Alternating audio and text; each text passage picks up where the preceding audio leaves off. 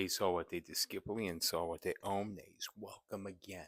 Just to let you guys know, I don't know how, or not to let you guys know, but more of a question for you guys in hair, because this is typically what my hair ends up looking like by the end of the day, but it's very much different as you guys see towards like the beginning and mid-morning kind of, but by the end of the day, it's like this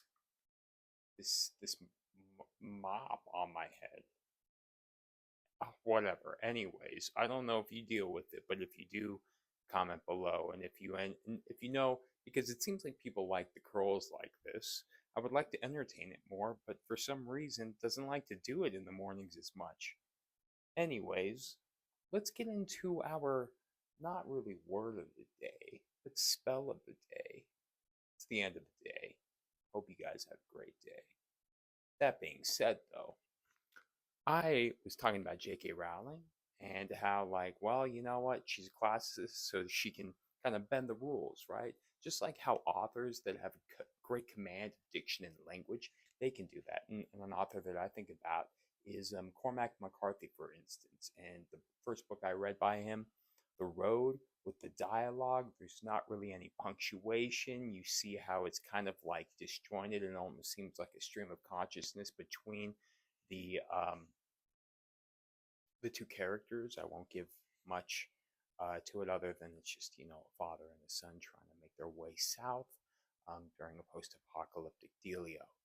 That being said, even if J.K. Rowling can bend the rules or whatever, we're going to go ahead and we're going to sift through and see what was really meant by it, because she, being the classicist, all right, I'll give her that.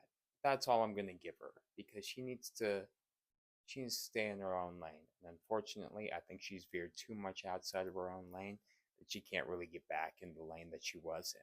So let's just love Harry Potter, love the wizardry world, but and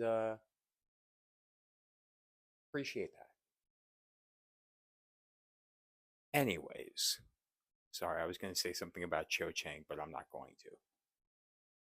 This is a charm, Rictus Sempra. Now, Rictus Sempra here is actually a little bit of a derivation, although Rictus is coming from Rideo Ridere, Risus Risum. So it's kind of a different derivation of, but Rideo means to laugh. It's where you get ridicule from. It's also where you get Rhesus, which is the risorius muscle. The risorius muscle is actually the muscle that aids in curling your mouth up into a smile. Sure, that looked kind of weird and uncanny. Sorry. But so essentially, this is just kind of a weird derivation of laughing. And again, sempra is a derivation of semper. Semper is an indeclinable adverb in Latin. I love indeclinables because that means that they don't have any endings. They're always going to be semper. That's why it wouldn't be sempra, is because it's indeclinable. You can't, and whatever. This is just her form. I don't know why she wanted to. Rictus semper, rictus sempra. Maybe it does have a little bit of a better ring. That being said, though, it means always. And again, like always, we work from the suffix back to the prefix, or well, we're just going to do what I want to do, all right? Because I can do anything because I'm the master of my own universe, just like I always say. So the always laughing, essentially. And this is the tickle. Okay, when I do it in all caps, is there an I there? All right. If I got that wrong, you guys can let me know. I'm not good with doing all caps and spelling on a whiteboard. Tickling. Yeah, I think that's right. Goodness gracious. Brain fart.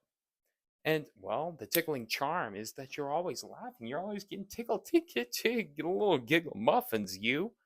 So, if you didn't know, now you know. Hope you guys like these spells. Rictus Sempra.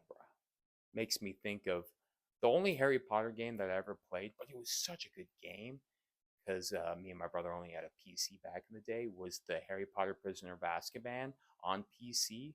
I remember that that was like one of the very first games that you could kind of just like traverse and treat Hogwarts like this open world. I think I can't remember exactly, but I think you had to like open up different um, parts of the map as you move through the game, but I could be wrong in that respect. That being said, that's a really great OG game. If anybody knows, you know. Hope you learned something new. Emphasize this together.